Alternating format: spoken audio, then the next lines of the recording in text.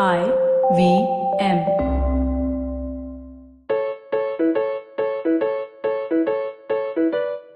Hello and welcome. You're listening to a brand new episode of Mr. and Mrs. Binge-Watch. I'm Janice and Aniruddha. And I'm Aniruddha. And if, like us, you eat, breathe and sleep TV, well, then you've tuned into the right podcast. Because this is where week after week, Ani and I come up with our favorite recommendations, our favorite shows, and tell you what you need to put on your must-watch list. So, Ani, what are we talking about today? See, we live in interesting times, right? Like we spoke about last week, we've been watching TV religiously for the last 7 years. Right. And a large part of our TV viewing has involved American and British shows and the occasional Scandinavian drama or the sort of French drama or some of the European shows. But now we are living in a time where Indian shows, and I don't mean the TV stuff that's being made for years, but decently produced, well put together, well mounted Indian digital series are coming out. Yeah. And Aniruddha and I feel, the two of us are loyal viewers in the sense just like, when we started binge watching American, British, Scandinavian or, foreign language shows, now that the Indian scene is exploding in a similar way, we're loyal in the sense that we will watch every show that comes out and we will at least make an attempt to watch the first few episodes. So beyond that now, it's up to the content that's being put out there to whether, it grips our imagination, it grips our attention or not. But I think that we've been fairly, loyal in that sense where everything that's come out in the last couple of years. At least on Amazon, Hotstar and Netflix. Yeah, so everything from Inside Edge to Mirzapur to Made in Heaven to Criminal Justice to, more recently City of Dreams. We've watched at least the pilot and the first few episodes. Now, beyond that, of course, what we liked and disliked, that's a whole different ballgame. But so there's been so much of content that's been coming out, right, Ani? Yeah, I think there's also an excitement among us viewers, right? People who have been watching shows for a long time. We've always wondered what it's going to be like when the Indian scene explodes. And finally, we're there. So you're right. I don't think it is important for every show to wow us. But like you rightly mentioned, we are definitely the kind of people who are going to at least check the show out, the first few episodes out. And of course, if we love it, we'll go on to watch it. But yeah, you and I just tend to be people who are excited about these shows. You were telling me a few days ago about how around the late 90s is when American television sort of hit its golden period, right? Do you feel like the Indian, as a writer and someone who's also scripting a lot of these shows and films, do you feel like Indian television or the Indian web space is reaching that golden period right now? No, I think that's a bit far-fetched right now. I think what I have noticed, even as a scriptwriter who is sort of, interacting with other filmmakers or OTT platforms, is that there seems to be, I think we are putting too much pressure on ourselves at the moment. Like you rightly pointed out, we consider the last decade to be the golden age of television in the US. And it was around 99 when West Wing came out. And then Sopranos followed a year later. And then The Wire came out about 4-5 years later. That was what basically planted the seeds for what we are now benefiting from. It took the American industry about 10-15 years to create a show like House of Cards or even a Game of Thrones. And I think that we are still, as content creators ourselves, still in the first phase. It's that first flush of some of the content has been great, some of it has been average and just really mediocre. I also don't think that we've really discovered what our space is yet. I think we are in that process of discovery. I think we are in the process of finding our voice. So I think it's a little far-fetched to say stuff like when will we create our House of Cards or when will we make our Game of Thrones. It's great to have those aspirations and ambitions and we must, aspire to achieve them. But I also do feel that we're putting too much pressure on ourselves. And I think that we should right now at this point of time really just try and be as honest to our own, sort of likes and dislikes and tastes. Also because India is such a different country, right? The audience is so different from the American or the British audience. So even especially for folks like me who've grown up on a certain kind of television, we need to find a way to combine our sensibilities with that of regular Indians who may have not watched those shows, right? So Sure. I think I sense that in a lot of the new stuff that comes out, whether it's on Amazon or Netflix, that there are certain filmmakers who are trying to strike that balance, and there are times that they hit it on the mark. And sometimes it doesn't work, and that's how it's meant to be. We are not supposed to create great content all the time. So what we thought would be interesting for today's recording was to maybe talk about some of the Indian shows that have, gripped our attention. Some of the shows that we've loved. Two in particular stand out for Aniruddha and me. And ironically, both shows released this year.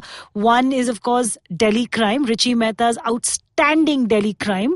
And the other is Zoya Akhtar and Reema Kakti's Made in Heaven. But more on both of those shows on the other side of this break. Hello, everybody. Welcome to another week on the IVM Podcast Network. As always, it's an awesome week. We'd like to thank our sponsors on the network this month as well, Savari, Storytel, and Paytm Money. Just a reminder, we're hiring some people. We're looking for producers, content creators, audio engineers, developers. Check out our careers page on our website. And if you're interested in working at the most awesome place in the world, please do send us your application. We have a few new shows launching. So the first new show we got launching is called Mr. and Mrs. Binge-Watch. It's hosted by Janice and Aniruddha. They're a TV-crazy, Netflix-loving, binge-watching couple who snort television for breakfast, lunch, and dinner. They talk about the shows they binge on and a whole lot more. New episodes are out every Thursday on our network. Another new show we have is called Edges and Sledges. It's a cricket podcast where Varun, Ashwin, and DJ talk all about cricket. This week they have Tatenda Taibu, the former Zimbabwe captain, as their guest. It's the ICC World Cup season, so definitely check this one out. On Cyrus Says, Rohit P-Man Pereira and Krupa Goyal, hosts of the ATKT Talent Tent podcast, talk to Cyrus about tattoos, Catholic school plays, young adult fiction, and their new podcast. Also check out the Cock and Bull edition of Cyrus Says from last week, where Vivek Kaul joined Cyrus, me, and Abbas to make sense of the election results. On the Pragati podcast, Narayan Ramachandran, co-founder of the Takshashila Institute, joins Pawan to talk about the NDA's agenda for the next 5 years. On Croc Tales, Anand Sivakumaran narrates a tale on spicing things up between Rahul and Shreya. How can a couple spice it up? Find out with Chief Croc. On our Kannada podcast, Thalle Harate, Vijayendra Rao talks to Pawan Srinath and Ganesh Chakravarti about India's Gram Sabhas, one of India's biggest democratic successes since independence. On Simplified, Chuck and Naren go back in time and talk about moments when human activity influenced a change on the Earth's geology and ecosystems. On Equity Sahiye, brought to you by Motilal Oswal, Shrey Lunkar joins Anupam to discuss the Indian automobile sector. On Know Your Kanun, Amber Rana gets into the details of defamation and its exceptions under the law. On What a Player, Siddharth and Mikhail are previewing the ICC Cricket World Cup 2019 along with their predictions. And with that, let's go on with your show. Welcome back. This is Mr. and Mrs. Binge-Watch. And today, Janice and I are talking about some Indian shows we watched recently and fell in love with. As Janice pointed out, both Made in Heaven and Delhi Crime came out in the first half of 2019. Fortunate time to be alive. And watching shows that are coming out on Netflix and Amazon India. Both these shows sort of blew our minds away. But the first one we're going to talk about is a show called Delhi Crime, which actually premiered at Sundance. I think it was the first Indian show ever to premiere at Sundance. It's been created, written and directed by Richie Mehta. And it's essentially based on 2012 Nirbhaya gang rape case. And it's obviously an incident that is extremely close to every Indian. And just for any filmmaker, storyteller to want to tell a story about such an important event comes with its own sort of set of challenges, right? Right. But I think what Richie Mehta does beautifully with this show, which is essentially based in the first few hours, which then turn into the first few days right after the rape took place. And it follows a procedural sort of format about what a group of Delhi police women and men did to ensure that the culprits did not, get out of our hands is what makes the show. So it's actually operating at two levels. At one level, it's a retelling of a true life event which impacted us all, and at the other, it's this thrilling procedural, which is really what got our interest, right? Right. So I think, one of the reasons Ani and I wanted to talk about this show is because, besides the fact that it's freaking fantastic, is that we also sort of felt like, why haven't more people been talking about the show? I know there have been great reviews. I know there have been interviews with the cast. But in comparison to maybe a Made in Heaven or in comparison to even a Sacred Games, Delhi Crime hasn't gotten that kind of sort of acclaim. And what I realized is that one of the big reasons was that a lot of people, women especially, have possibly chosen to skip this show.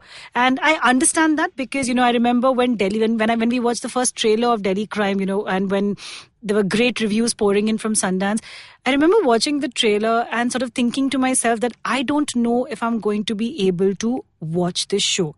Because inherently everyone assumed and thought that the only thing that you're going to sort of be revisiting is a lot of memories. And for men and women, who sort of lived through that entire Nirbhaya phase and, who were part of maybe protests and who were watching it actively on the news, it was a really trying time. It was a very sort of, a lot of women also, remembering issues and, of sexual molestation, of rape, of all kinds of, atrocities that have sort of happened. So I feel like a lot of women skipped watching this show purely because they thought that it would be too difficult to consume. Do you feel like that happened, Ani? Like, do you feel like too many people skipped the show because they thought that that's all it's going to be dealing with? No, that's quite possible.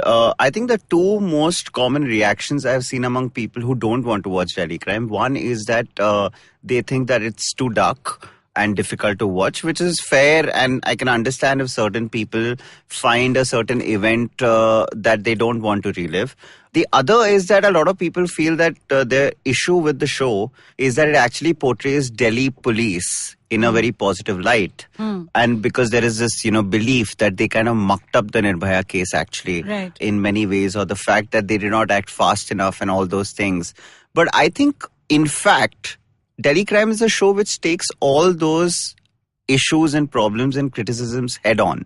It's a show about police men and women, so it obviously tends to empathize with them because we see the story from their point of view. Correct. They are, in the course of the show, the characters are facing the same kind of criticisms that people have against the Delhi police. And while some people might be right in believing that the show might be whitewashing certain elements of the Delhi police that it should not, I think we need to be able to watch the show through the prism of what the filmmaker is trying to tell. Yeah, I think it's also really important to say at this point that, Richie Mehta and the entire cast have gone out there and said over and over again that, while it is inspired by true life events, it is not fully based on it, which means that they have fictionalized certain aspects of the show. Now, which aspects exactly, what parts of the procedures they fictionalize, we don't know. But like Aniruddha said, it is probably important when you're watching a show, and especially when they've gone out there and said it's not fully, based on fact, there is a lot of fiction as well, to go with the director, go with the sort of the person, the showrunner's narrative of it. But what I also want to tell a lot of people sort of listening right now is that the reason you've hesitated and you've not watched Delhi Crime is because you feel like it's going to bring up too many sensitive memories or it's going to be too difficult to watch it. Let me just tell you that yes, that is true in the first episode and at a later part of the show. But for 80% of the show, it is actually a true blue procedural. Right. What blew my mind is that, we're always used to the depiction of the police in a certain way, right? Even when whether they're cracking cases or whether they're extracting information or whether they're going about doing their job, we constantly feel like the police is all portrayed where you don't show off their specialty skills. What I loved about Delhi Crime is that, Shefali Shah has this team of people working on the case, right? And each one of the inspectors, commissioners, or, sort of any of the officers working on this case, all of them bring a certain speciality to their sort of, their role within the investigation. Right. And especially Janice and I are this huge procedural junkies. Yeah, right? we're huge procedural junkies. So for us, these things matter. And it's like we are so used to watching these elements that you were just talking about right now on other shows that it's just so refreshing to see that on an Indian show, right? Right. I mean, there's a character who sort of, first of all, we've rarely seen, a show which talks about forensics and which talks about the police handling forensics. In India. And yet this show does it beautifully. From the time that the girl is raped and the gang rape is brought to light, the way the police constantly talks about the handling of all the evidence. Then when the bus is discovered in which the gang rape took place, the way they sort of put together an expert team where they have to sort of work outside the law a little bit to put together a team that's going to ensure that all the DNA, all the evidence that's found on the bus is handled in the right manner. Or as Shefali Shah keeps saying over and over again, and Adil Hussein's character, that this has to hold up in court. Now, we love that because that's exactly what good procedurals do, right? Good procedurals get all of these elements right. How are you going about tracking where the suspects are? How are you extracting information from the suspects? How are you showing the lives of the cops in these scenarios? That this show does beautifully. Right. So, like, there are at least a few elements of the procedural that Delhi crime gets bang on, right? So, like you mentioned, one part of it is the protocol. Right. What is the kind of procedure you follow when a crime of that magnitude takes place? The way it documents that protocol is extremely fascinating to watch. Then the second part of it, which is the evidence collection, like you said, whether it comes to forensics, whether it just comes to ensuring that the case would stand in court. Because we've been spoiled by Bollywood in a sense, right? Because we don't mean spoiled in a good way. Because at the end of every film, if the culprit is nabbed or caught, and actually this is true about stories all over the world, the story sort of comes to an end. What I liked about Delhi crime is that it showed us again and again that it's not enough for the cops to just find the culprits and to nab them. It's also enough for them to build a case that's going to stand in court, which is going to ensure that justice prevails. So that was another part that it got right. Another part that I felt Delhi crime did very interestingly is sort of describing this network of informants that cops have and how they tap into it. So all these elements also, I mean, there is this bone-chilling moment in episode 2 where when the first culprit is nabbed and it's the first interrogation that takes place between the cops and the culprit. And, just the way Richie Mehta chronicles their entire investigation, or even something as simple as how an investigation, or rather how an interrogation is supposed to occur, is so damn fascinating to watch. I know, most Bollywood films, or at least all the ones that we've been watching regularly, show us that how do you extract information from a possible suspect? You beat him black and blue. Right. He has to hang them upside down. You hang them upside down. And you whip them with a belt. There is this weird bulb sort of, hanging from the ceiling. Shady lighting always. Your shirt has to be off. You have to be in a white vest. White banyan. Yeah, a banyan. The belt has to come off. Yeah. And there has to be a lot of sweat. There has to be a cup of chai and one little stool kept in the corner. Right. Yeah. So I'm saying that Bollywood has taught us that this is how interrogations happen. But in Delhi crime, they've actually shown it's just people sitting on a chair talking to each other. Yeah, guys, because it's 2019 and the Human Rights Commission is on everyone's asses. You can't be going around doing interrogation like that anymore. Even when cops have to get physical, they actually have to get physical in a way where they don't leave marks or they don't actually hurt the suspect. Even if he is a criminal, you have to handle him in a humane manner. And that Delhi crime does so nicely. That scene that Ani is talking about. They don't know how to extract information. They're like at a loss. They're like, what do we do to this guy that he actually starts talking? Right. And I think the reason you're so invested in the show is because it's essentially these bunch of cops who are grasping at straws, right? Initially, yeah. Initially and even later, I mean, there are several at every point. So there are essentially 6 culprits and it's 7 episodes broken down into how they go about nabbing each one of them. Yeah. And the story behind how they caught each one of them was extremely interesting. I just want to quickly say here also, because it's based on a real life story. When you see shows like People versus O.J. Simpson, even when you know what really happened, there are certain aspects that really hit you like, damn, did that really happen? There was one such moment where when they find the bus where the rape took place, the first thing the cops did was wanted to ensure that there was no contamination of evidence. And one of the cops suggests that they take it to Jawaharlal Nehru Stadium in Delhi, which is so far away from what anybody can imagine. A bus like that stayed for 2 nights at that stadium just so that people did not have access to it, just so that the media didn't go crazy trying to find it. And that is such a fascinating sort of piece of information that you will probably not ever read in a newspaper. My favorite moment actually is when they have to go to this very remote village to nab one of the 6 suspects. And the cops arrive at that village and they realize that they have to cross this small river or pond.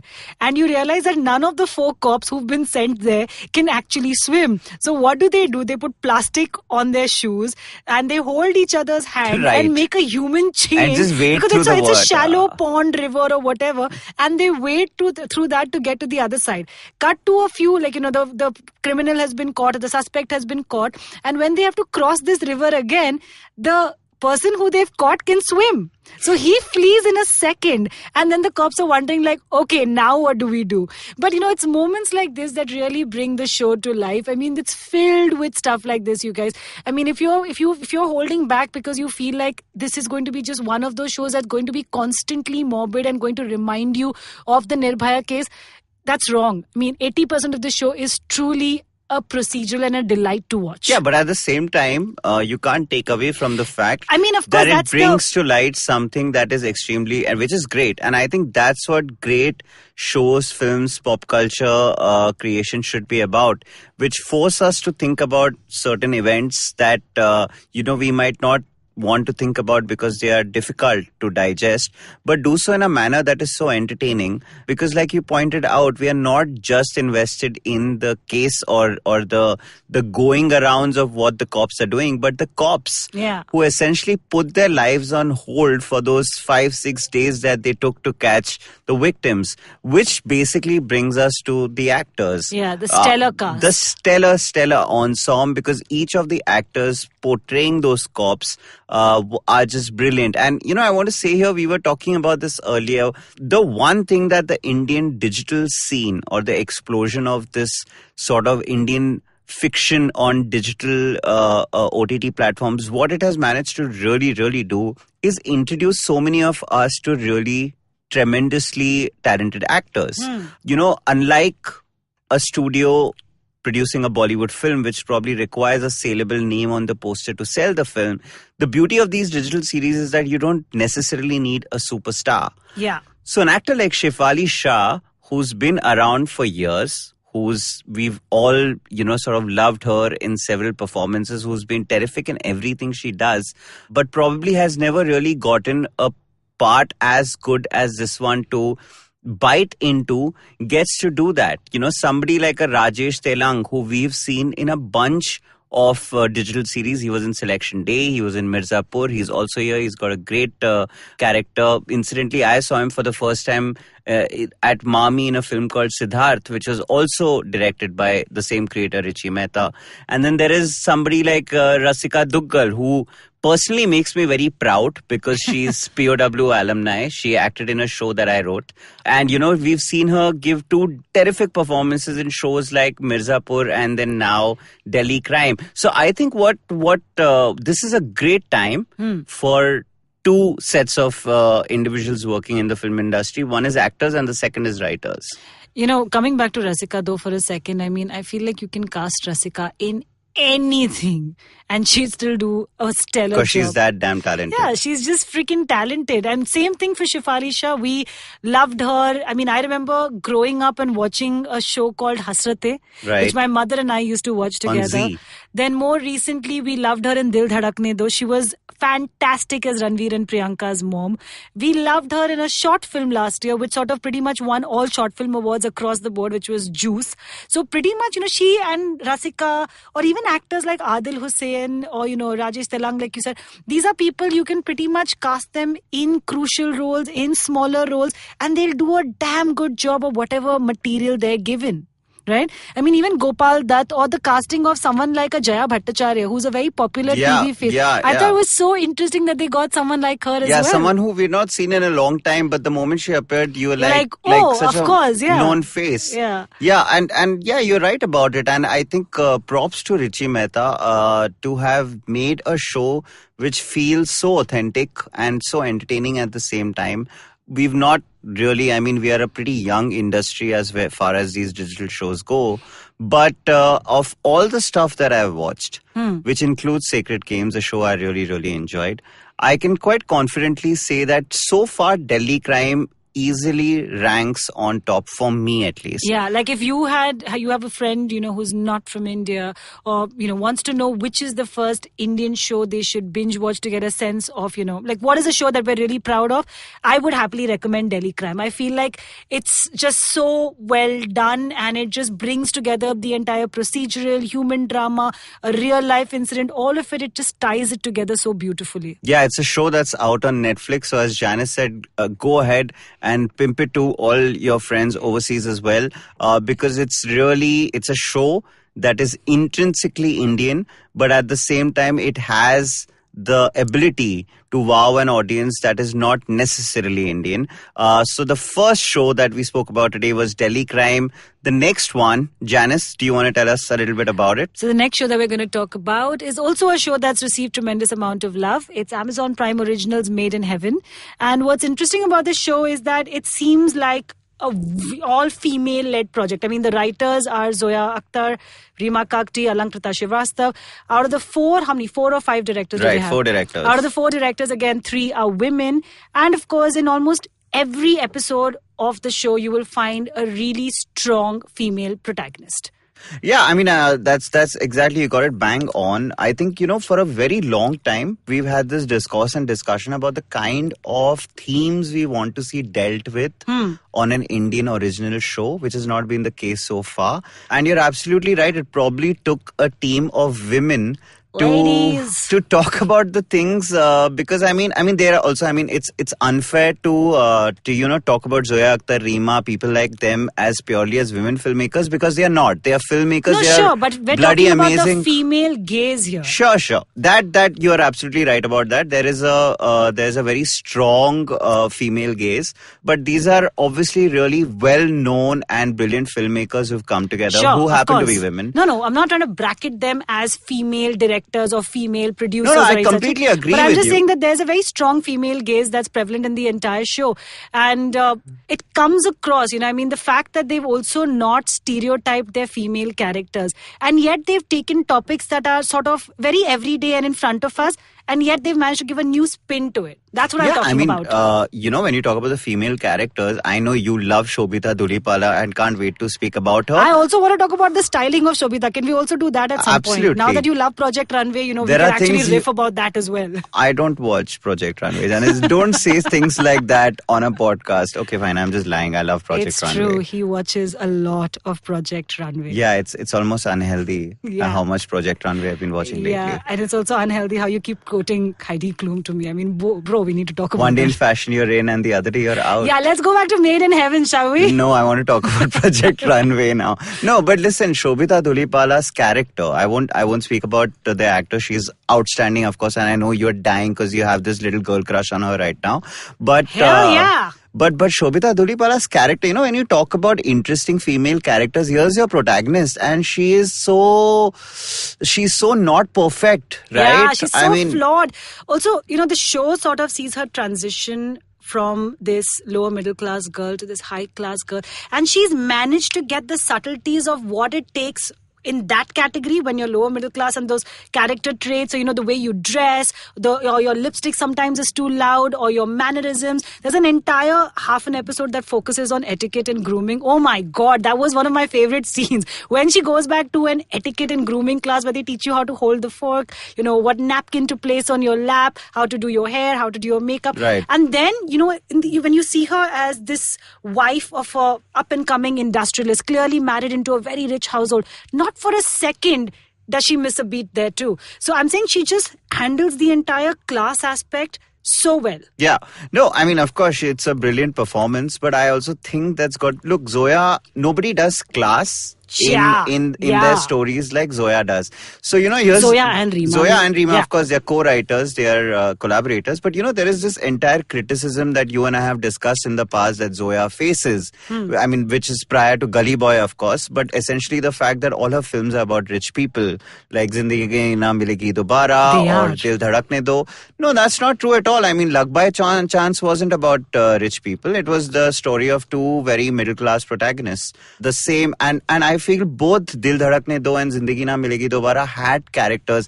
What Zoya does beautifully, I feel, is that she makes it a point to show the differences in class, which a lot of filmmakers steer clear of, and she manages to do that really intelligently. I mean, I'll just quickly go on a detour and give an example. In Gully Boy, there's that one scene where Ranveer, who's this boy from the slums who's making it big as a rapper, goes over to Kalki's house, and Kalki really is the only affluent character in the entire film, and he's sitting in her kitchen, and there is this household help who she says ke juice lekar upar jana, and then she's like, upar mom dad rehte hain, and Ranveer is like, acha upar bhi hai, and it's like this funny moment, but in that one scene you encapsulated the different places. Correct, that he's these living two in this characters coming matchbox from. house where everyone is sort of finding their little corner within one small space, and here they've got upar bhi hai. Yeah, upar bhi hai. And Zoya does this she does it in such a subtle, nice way.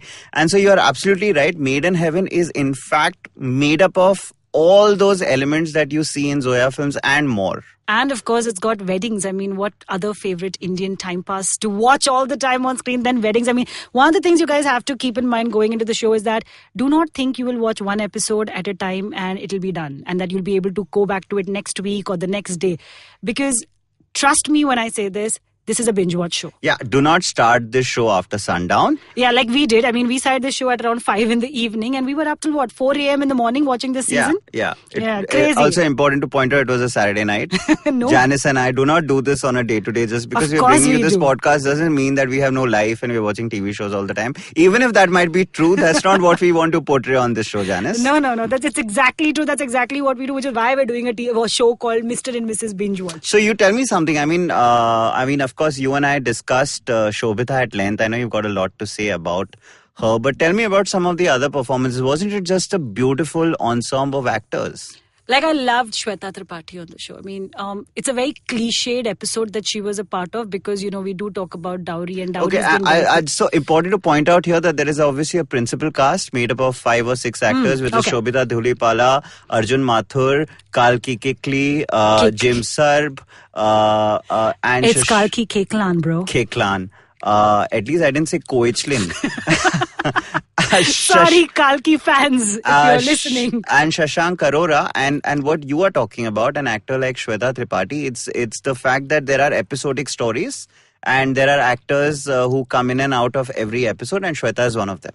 Correct. So what were we talking about, Shweta? You were telling me why you felt Shweta was really good in the show. I don't know. She just stuck in. So this is what I do, right? I mean, I don't know how other people sort of review performances or how you decide which is an impactful performance and which isn't. For me, it's always that after I stop watching a show, what are the characters that stay with me? So besides Sobita and Arjun Mathur, the other character that really stayed with me was Shweta's character. Right. She's in one of possibly the most cliched episodes where they're dealing with a dowry sort of issue. But you don't see it coming. Yeah, you don't see it coming at all. It's just that suddenly in the last 10 minutes, the way she's handled that entire sequence, oof. Yeah. Batata vada, kya kaam kiya hai aapne? Oh, so that's her social media handle. Shout out. Yeah, people would be wondering why you talk about batata vadas all of a There's sudden. also another actor I want to talk about. Who's the girl who plays Bubbles? Oh my God, she's in 2 scenes. She's really cute.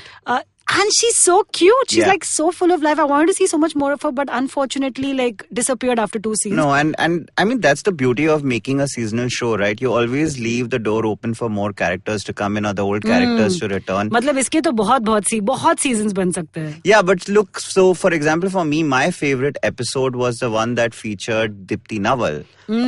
Great episode. I think it was a great idea to break, they started the show with 2 episodes that were extremely young and were, sort of portraying the typical kind of the big Indian wedding. And then they just nicely broke that format to talk about these 2 60-year-olds who've met, and want to get married and the kind of marriage they want to have. And they've used marriage as a metaphor, right? I mean, when you talk about the synopsis of the show, is essentially about 2 wedding planners, and you're thinking band baja barat, you're thinking humor, you're thinking color. Hiral Bhayani and Manav Manglani's pages which focus on on the Ambani wedding right now. You're thinking that. Yeah, you're thinking that. No, you're not. No, of course you are. You're thinking that you're going to get an insight into all these weddings, which you do, but I think it goes beyond that, right? They're talking about such dark themes while focusing on the celebration of two people coming together. Yeah. And most of the episodes, I mean, to be fair, also sort of have that very happy ending feel to it, which is what you really want in a show like this, right? Yeah, You but want not for the main protagonists. What I really, really like, since we are talking about how there are different stories every week, is that what Zoya and Rima have done is so friggin' smart, which is that they've made a show which has a broader story arc, two characters who you're going to see across seasons, but they've broken down the show into sort of marriage of the week kind of episodes, which is a straight adaptation of case of the week or mystery of the week that you see on procedurals and other sort of crime drama shows, which is so smart, because in every episode you feel like you've got something new to look forward to while never losing track of the principal characters Correct. and It's their like- stories. It's like when we watch international shows, some of our favorite shows are, especially when they're detective and crime thrillers, it's like, oh, we like the main two protagonists who were invested in, the main detectives who were investigating everything, but we also like it when there's a new case every episode. Yeah, I mean, It's Good Wife exactly did that beautifully. Oh.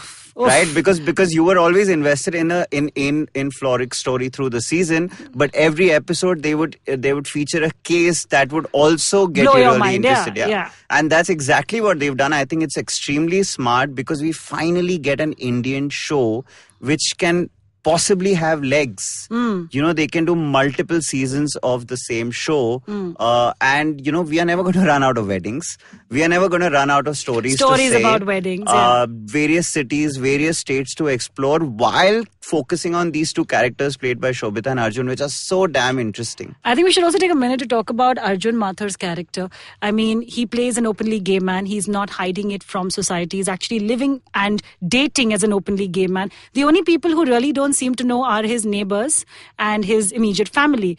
But where they take his story arc in the season, it's so beautifully done. It's so well timed, because given that homosexuality as a crime has just been sort of what's the word, It's been repealed. It's been repealed. The law has been repealed. So they've taken it to such an interesting place in the season. Again, I can't wait to see what they do with Arjun Mathur's character in the next season, because I feel like, again, there's so much space over there to see an openly gay man and the relationships that he could have. We could probably get a great gay romance next season, which they've not gotten into at all. And those sex scenes, dude, kudos for shooting those sex scenes as is. The I way mean, they are. really. Yeah. You have never seen sex scenes like this on the big screen, on the small screen rather, between in an two Indian men. show. In an Indian show. No, but that's what's interesting. I think ever since this Indian web space has explored, we have always tried to grapple with nudity, sex, sexual orientation and language in a way which is very obvious, in the sense that that just because you have the freedom to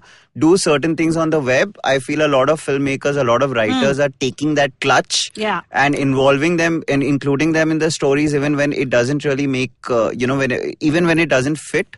Whereas in Made in Heaven, everything feels so damn organic. What you are talking about, the sex scenes, for example, they're so integral to the character's journey.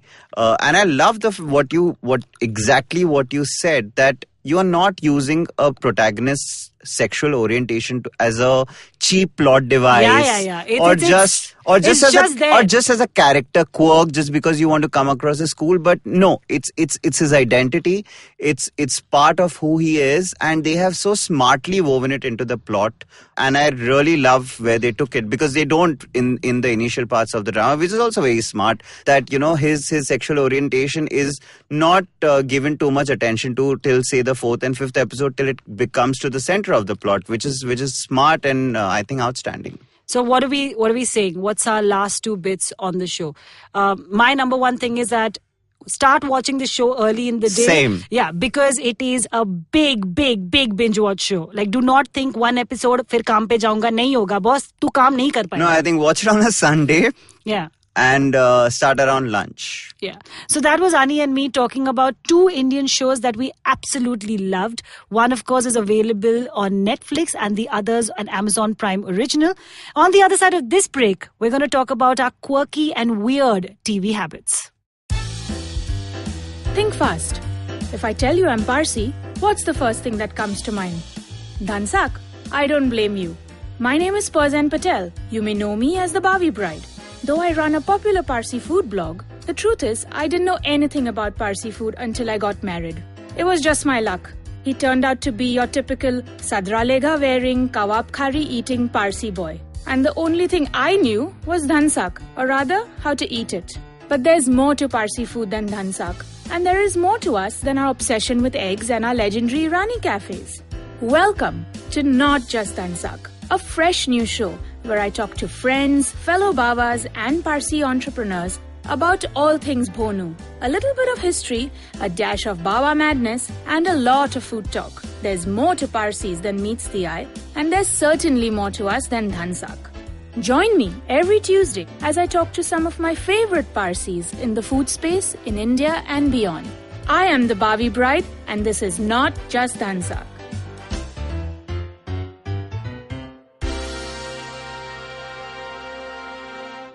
Welcome back, guys. This is Mr. and Mrs. Binge-Watch. And on this segment, Janice and I are going to talk about our 3 most defining TV habits. Define what do you mean by TV habits? Like a quirk you may have that is essential to your TV viewing experience.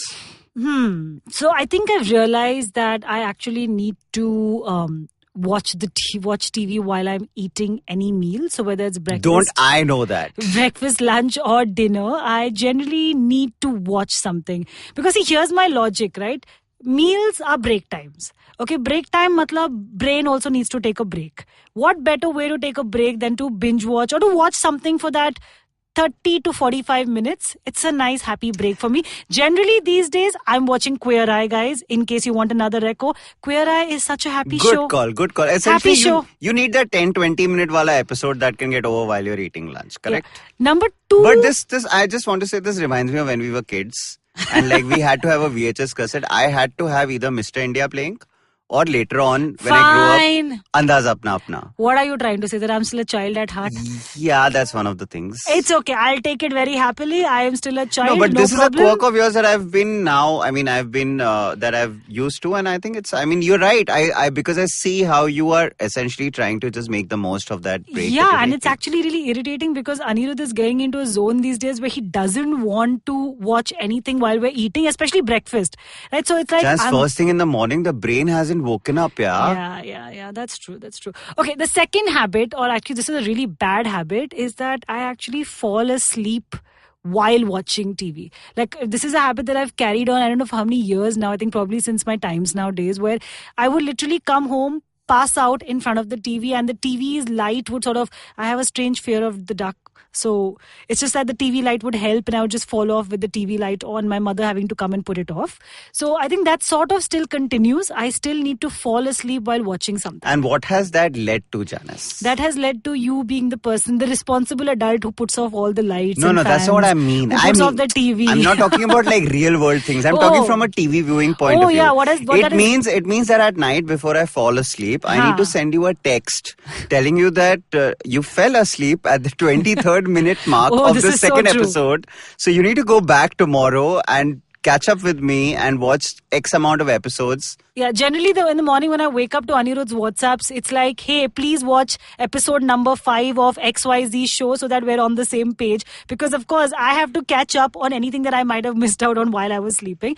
The other side effect of that is that if you're watching a show like The Walking Dead or Black Summer, which we recently finished, you could have very strange nightmares. I mean, in my dreams, I've probably seen zombies and an post-apocalyptic world and I don't know what not. So probably not really good for my health from a long-term point of view to fall asleep while watching these weird, crazy, scary shows. Third bad habit. No, it's not a bad habit. It's just a habit. Okay, third TV habit, but it again is a bad habit only. And this I blame on my mother fully. It's that I watch the TV too damn loud. I feel that it is so irrelevant what the volume is at now because we live in a world where there are subtitles. It's my habit. We're talking about my habits. Let me finish. Yeah, but so I'm doesn't mean that I can't poke this holes is my mother's fault. My mother, basically, while I was still living with her, would watch all these reality shows like Saregama and Nach Baliye. Amazing. And all that stuff has to be watched at full volume. Yeah. So when the songs full would blast. come on or when like a great performance and a child is really singing, my mother would be like, she's not doing justice to it unless it's on full volume. So over a period of time, I think my brother and that explains a lot of things about you, Janice.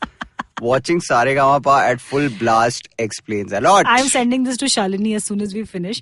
Shalini is my mom's name, you guys. Anyway, but Aniruddha, Sean and I, my brother and I, have actually realized this after we got married that we do tend to watch TV on a very strangely high volume. So I apologize for that, but we're now working on it. That's great. These are my 3 TV habits. Actually, 2 out of the 3 turned out to be bad habits, which I just need to fix in life. Listen to another podcast on the IVM network for that, you guys, by the way. Plug. What are your 3 bad habits? TV habits. Again, yeah, they are not bad habits, but yeah, these are habits that you hate. So you might actually think they are bad habits. The first habit is that I need to research everything about a show that we are about to start watching. watching. Aniruddha is mental. I mean, he's got such an OCD about things like research, about cataloging. We live in 2019. I want to tell you one thing. Google is at our fingertips. So it is stupid to go blind into a show when you can go out there, check out the Metacritic rating, check out the Rotten Tomatoes rating, check out what people online are saying about it. Check out what some of our favorite critics, whether it's Emily Nussbaum or Alan Sepinwald, have said about the shows. I get it, but I have discovered some pretty outstanding content or pretty time pass happy content without recommendations as well. And I applaud your adventurous nature, Janice. I know this is a recommendation show, but guys, there's a reason that Netflix and Amazon is pimping some of the content on its homepage, So sometimes if you take a risk, you don't know. You may actually end up watching something pretty decent. So my whole deal is that, listen, we live in a world where there is too much content and very little time. So while I agree that there is some joy to be had in discovering a great show that you weren't, like we did with actually this week, which was Black Summer. But again, we watched Black Summer on Netflix. It's out, guys. It came out very recently. It's a zombie show. It's set in a post-apocalyptic world. The reason we watched it was because there was a tweet by Stephen King recommending the show. So in a sense, that was my research, but I stumbled upon it. I didn't go looking for it.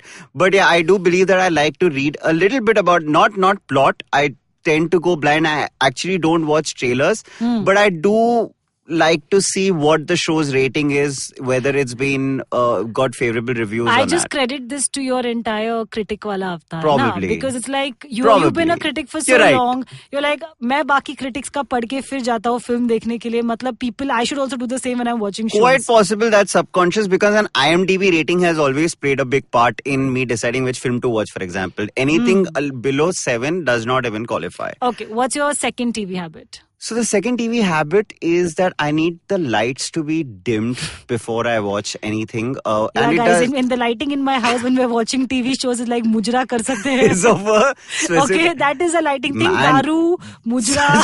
Dark humor. You're talking like we have these neon lights. They are regular lights, guys. This Janice is just trying. See, I mean, I've said this a lot, and I'm saying this again. I'm going to be saying it for a while. Janice is a stand-up comic off screen. So she's a My pet name at home is Johnny Lever, and I'm not even joking about it. I call her Johnny Lever because she is constantly being this buffoon, and she takes producers are not smiling. This is not landing. Great pride in being a comic, and that's what she's going to do through the show. So no, we don't have a mujra looking environment at home at all. But it's essentially, dim lighting plays a big role even during the day. Janice, how anal are you about shutting all the curtains before we start watching something during the day? Because light आ रहा है उसको बंद करो. उसमें logic है ना, because the light is hitting the TV screen and then everything is sort of, we can't watch the screen. It's the same logic. It's like how we watched the recent Game of Thrones episode. कुछ समझ में नहीं आता है. Yeah, it's the same logic at night essentially. Yeah. The third habit is again something you hate, which is that when it comes to episodic shows, I like to wait for the season to end before we start watching the entire show. Yeah. So if it's an 8 or 10 part series, unlike but not something like a Game of Thrones, which is just foolish to not watch on the day and date it comes out on. But a lot of other stuff that is not out on Netflix as an entire season, like say Billions or The Good Fight. So essentially, I think I cannot get my mind and brain to go back to watching an episode and then waiting 7 days and then continuing the story the week Actually, after. we could, but you just refused to. Yeah, that's what I just... I mean, every episode has a recap. Yeah. That's how we watch TV for a very long time. But apparently, no, you are Netflix generation. Terrible. I am. Terrible. Yeah. All right, guys, on that note, please tell us what are your TV habits in the comments. We'd love to hear. Not like we're going What to comment. comments? Like, There are are there going to be- comments, guys? Producers? Oh, there are comments. All right. I look just thought at Janice. this noob. I just thought. Look at this noob. I He just has thought no Janice idea is that just. there'd be comments. Janice is just so used to seeing it on her YouTube page. It's like comment section. No. Look at this noob. Dekho laga hua podcast where people are not going You to just said react. I'm Netflix generation. Yeah. But like clearly in podcast generation, you are a noob. Okay. All right, guys. And if you like this podcast, don't forget to check out other interesting podcasts on the IVM network. You can listen to us on the IVM podcast app or ivmpodcasts.com. You can also follow us on our social media handles. We are at IVM Podcasts on Twitter and Instagram. And if you want to reach out to me and give galis, or if you want to more importantly tell Aniruddha about the tone of his voice and how beautifully he sounds, what is your Twitter handle? It's at Anigoha. That's also my Instagram handle for those who are interested. Wow. And guess what? So is the case with me. I'm at JanisSec85 on Twitter. I'm at JanisSec85 on Instagram. I'm also that weirdo who replies to all DMs. So please DM me. This is Mr. and Mrs. Binge-Watch.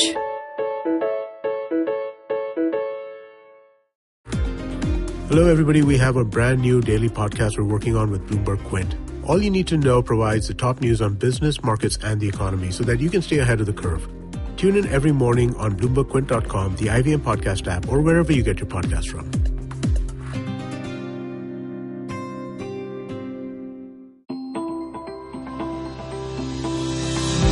Hi, I'm Ronnie Screwella, and you've been listening to my podcast and the multiple chapters of my book, Dream With Your Eyes Open. And I think to that, I've had good chats here. And I think chapter 13, my book, is all about Q&As. And I'm sure there are more Q&As. Happy to answer them. So send them in, and happy to have a dialogue with you on that. So if you'd like to ask Ronnie a question, send it to us at dreaming@ivmpodcast.com. If selected, we'll read out your question on the last episode and have Ronnie answer it. You can also send a question to us on social media at IVM Podcast on Facebook, Twitter, and Instagram.